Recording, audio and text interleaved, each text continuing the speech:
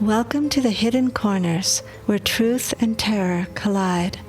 Discover a realm where the lines between the living and the supernatural blur, as you embark on a journey to the paranormal and visit the mysterious hidden corners of your mind.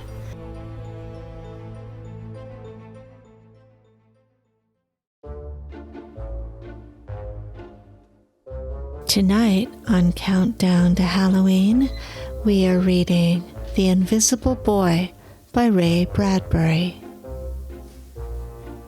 The old lady beat the dead frog into a powder with a long iron spoon, talking to it quickly, and every now and then shifting her beady gray bird eyes to the cabin. Each time she looked, a head in the small thin window ducked, as if she'd thrown a stone. "Charlie!" cried the old lady. "You come out of there. I'm fixin' a magic to unlock that door. You come out now and I won't use it." The only sound was the warm mountain sun on the high green pine trees, a squirrel going around and around on a trunk, the ants moving in a fine brown line at the old lady's bare, blue-veined feet. "You been in there 2 days, darn you," she panted, ringing the spoon against a flat rock, causing the plump gray miracle bag at her waist to swing. Sweating sour, she rose and marched at the cabin, bearing the pulverized flesh. "Come out, now!" She flicked a pinch of powder inside the lock. "All right, I'll come get you," she wheezed. She spun the knob with one spindly-fingered fist, first one way, then the other. "Fling this door wide, oh Lord," she intoned. When nothing flung, she added yet another pinch and waited. Her long blue, untidy skirt rustled as she peered into her bag of wonders to see if she had any other charms there, like the frog which she'd killed months ago for such a crisis as this. She heard Charlie breathing against the door. His folks had gone off into some Ozark town early this week, leaving him, and he'd run most 6 miles to the old lady for company. She was by way of being an aunt or cousin or some such, but he didn't mind her fashions. But then, 2 days ago, the old lady, having gotten used to the boy around, decided to keep him for convenient company. She pricked her thin shoulder bone, drew out 3 blood pearls, spat wet over her right elbow, tromped on a crunch cricket, and at the same instant clawed her left hand at Charlie, crying, "My son you are my son, for all eternity." Charlie, bounding like a startled hare, had crashed off into the bush, heading home. But the old lady, skittering quick as a gingham lizard, cornered him in a dead end, and Charlie holed up in this old hermit's cabin and wouldn't come out, no matter how she whammed door, window, or knothole with amber-colored fist or trounced her ritual fires, explaining to him that he was certainly her son now, all right. "Charlie, you there?" she asked, cutting holes in the door planks with her bright little slippery eyes. "I'm all of me here," he replied finally, very tired. Maybe he would fall out on the ground any moment. She wrestled the knob hopefully. Perhaps a pinch too much frog powder had grated the lock wrong. She always overdid or underdid her miracles, she mused angrily, never doing them just exact, devil take it. "Charlie, I only want someone to night prattle to, someone to warm hands with at the fire, someone to fetch kindling for me in the mornings, and fetch off the spunks that come creepin' of early fogs. I ain't got no fetchin's on you for yourself, son, just for your company." She smacked her lips. "Tell you what, Charles, you come out and I'd teach you things." "What things?" he suspicioned. "Teach you how to buy cheap, sell high, catch a snow weasel, cut off its head, carry it warm in your hind pocket. There." "Aw," said Charlie. She made haste. "Teach you to make yourself shot-proof, so if anyone bangs at you with a gun, nothing happens." When Charlie stayed silent, she gave him the secret in a high, fluttering whisper. I'll dig and stitch mouse ear roots on Friday during the full moon and wear 'em around your neck in a white silk. You're crazy, Charlie said. Teach you how to stop blood, or make animals stand frozen, or make blind horses see. All them things I'll teach you. Teach you to cure a swelled-up cow and unbewitch a goat. Show you how to make yourself invisible. Oh, said Charlie. Old Lady's heart beat like a Salvation tambourine. The knob turned from the other side. You are funning me, said Charlie. No, I'm not, exclaimed the old lady. Oh, Charlie, why, I'll make you like a window, see right through you.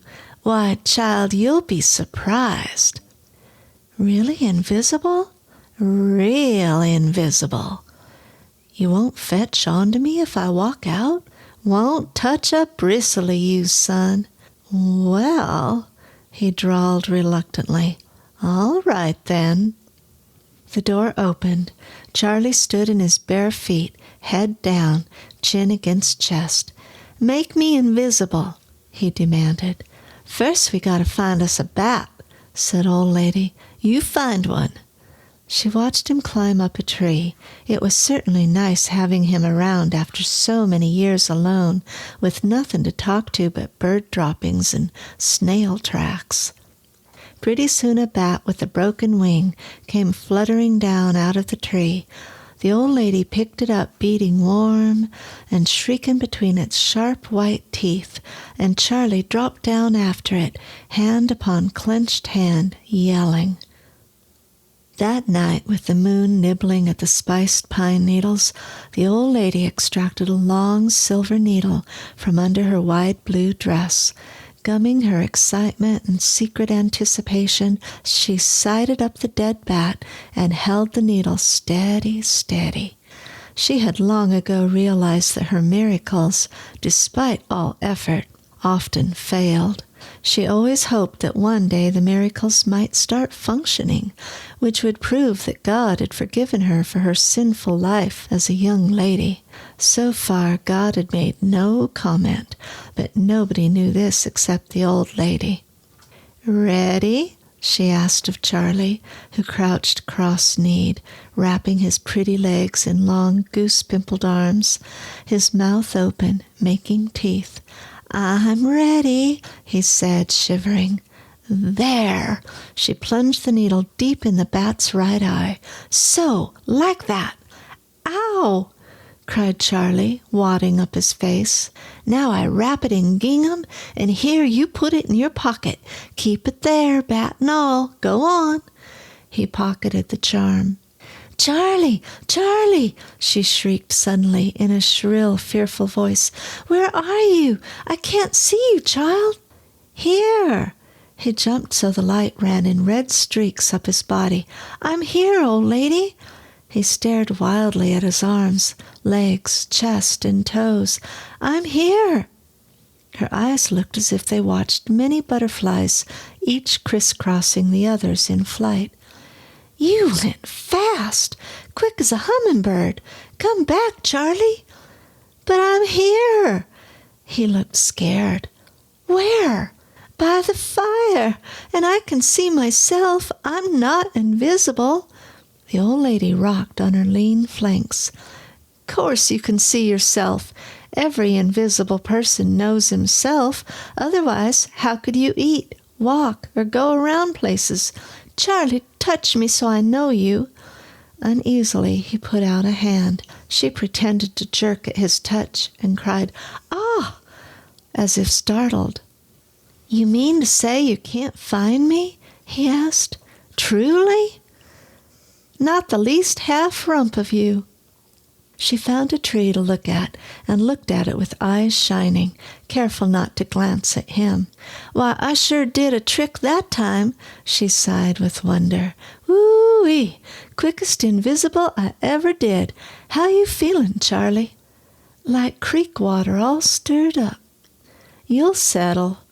Then she added after a pause, "Well, what you gonna do now, Charlie, since you're invisible?" All sorts of things shot through his brain, she could tell.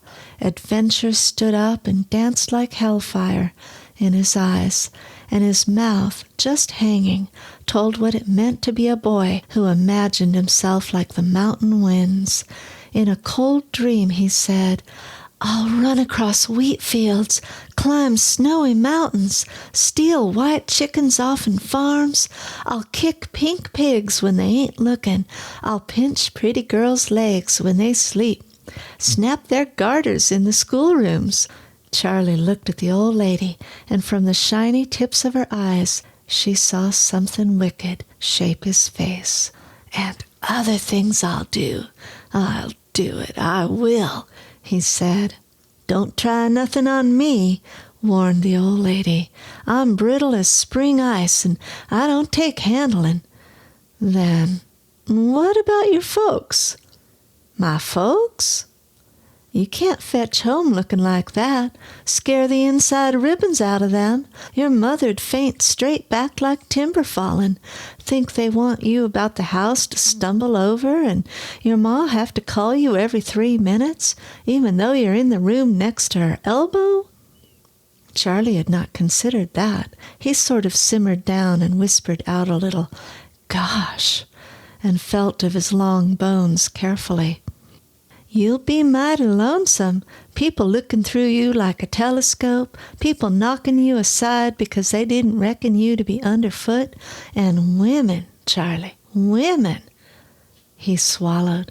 "What about women?" "No woman'll give you a second stare, and no woman wants to be kissed by a boy's mouth they can't even find." Charlie dug his bare foot in the soil contemplatively. He pouted. "I'll stay invisible anyway, a little while. I'll have a little fun. I'll be careful, that's all. Stay out from front of wagons and horses and Pa. Pa shoots at the least sound." Charlie blinked. "Someday Pa'll fill me all full of shot, thinking I was a squirrel in the dooryard. Oh." She nodded at a tree. "Well, that's likely." "Well," he decided, "I'll be invisible for tonight, and you can fix me back whole again tomorrow, old lady." "If that ain't just like a boy, always wanting to be what he can't be," remarked the old lady to a beetle on a log. "What you mean?" asked Charlie.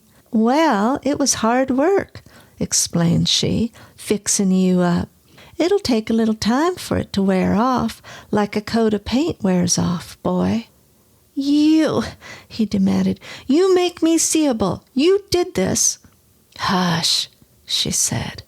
"It'll wear off a hand or a foot at a time." "How will it look, me around the hills with just one hand showing?" "Like a 5-winged bird hopping over the stones and brambles." "Or a foot showing?" "Like a small pink rabbit jumping the thicket." "Or my head floating?" "Like a hairy balloon at the Chautauqua." "How long before I'm all whole?" he asked. She deliberated that it might pretty well be a year. He groaned and sobbed and bit his lips and made fists. "You did this to me! You did this to me! I won't be able to go home." She winked. "But you can stay here, child, with me. I'll keep you fed well." He flung it at her.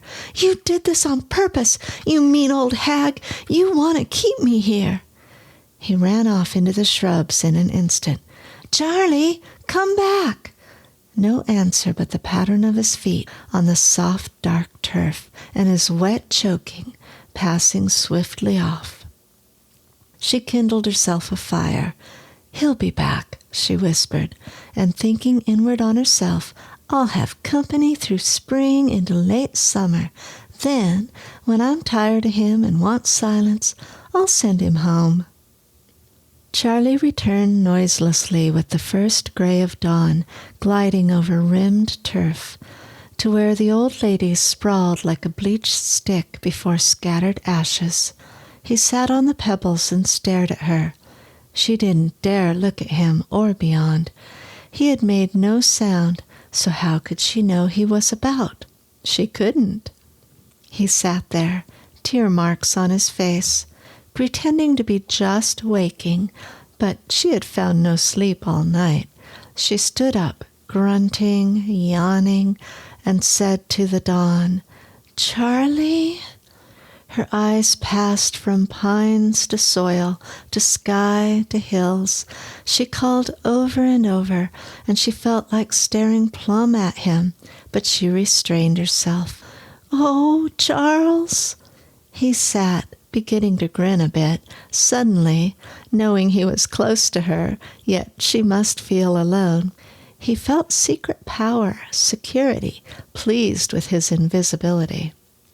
She said, "Where can that boy be? If he made a noise so I could tell where he is, maybe I'd fix him breakfast."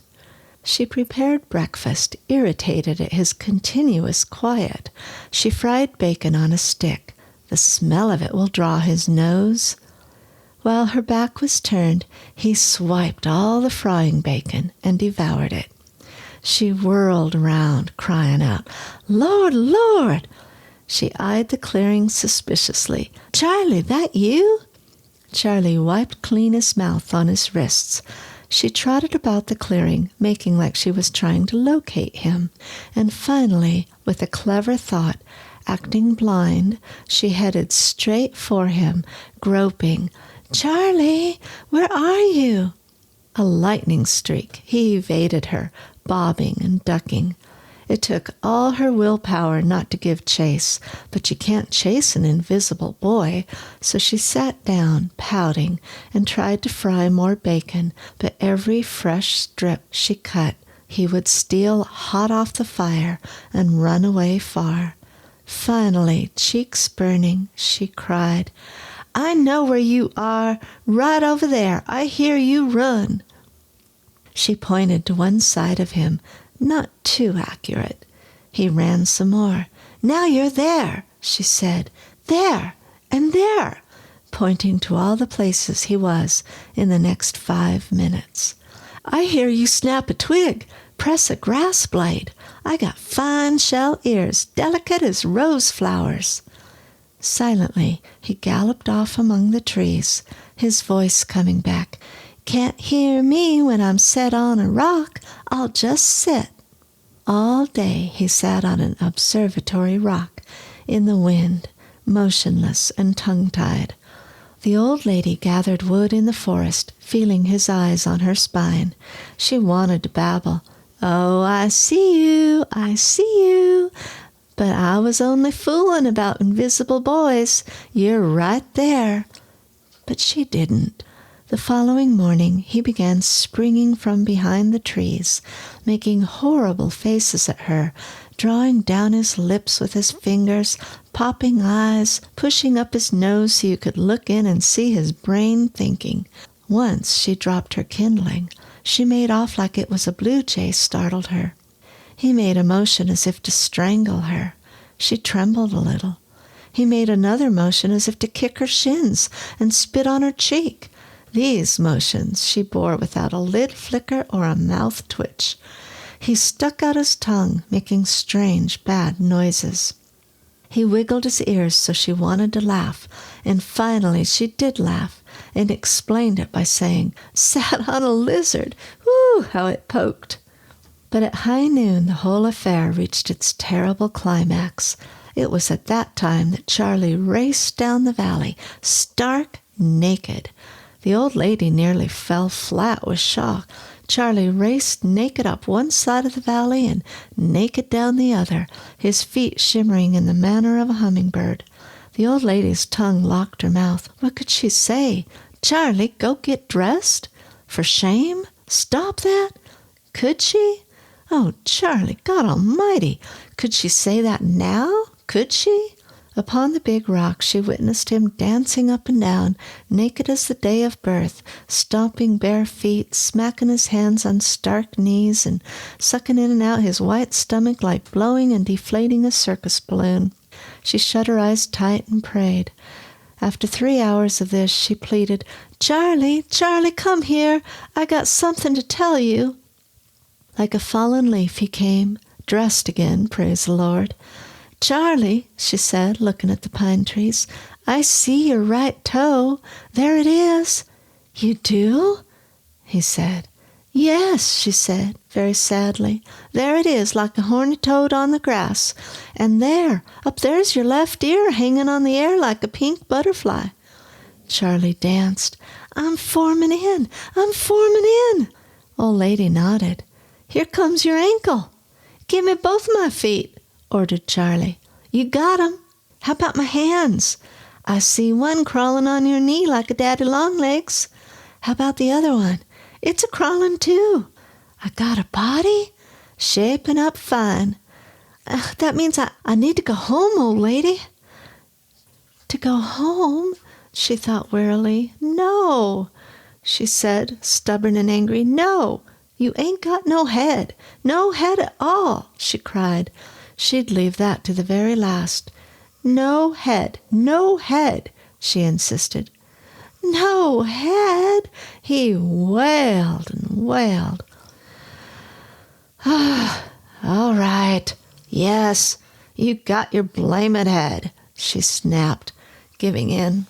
"Now fetch me back my bat with a needle in his eye." He threw it at her. "Hi, you!" His yelling went all up the valley, and long after he had run toward home, she heard his echoes racing. Then she plucked up her kindling with a great dry weariness and started back toward her shack, sighing and talking. And Charlie followed her all the way, really invisible now, so she couldn't see him, just hear him like a cone dropping or a deep underground stream trickling or a squirrel clambering a bough. And over the fire at twilight she and Charlie sat, him invisible, and she fed him bacon he wouldn't take, so she ate it herself, and then she fixed some magic and fell asleep with Charlie, made out of sticks and rags and pebbles, but still warm, and her very own son, slumbering and nice in her shaky mother arms. And they talked about golden things in drowsy voices until dawn made the fire slowly wither out.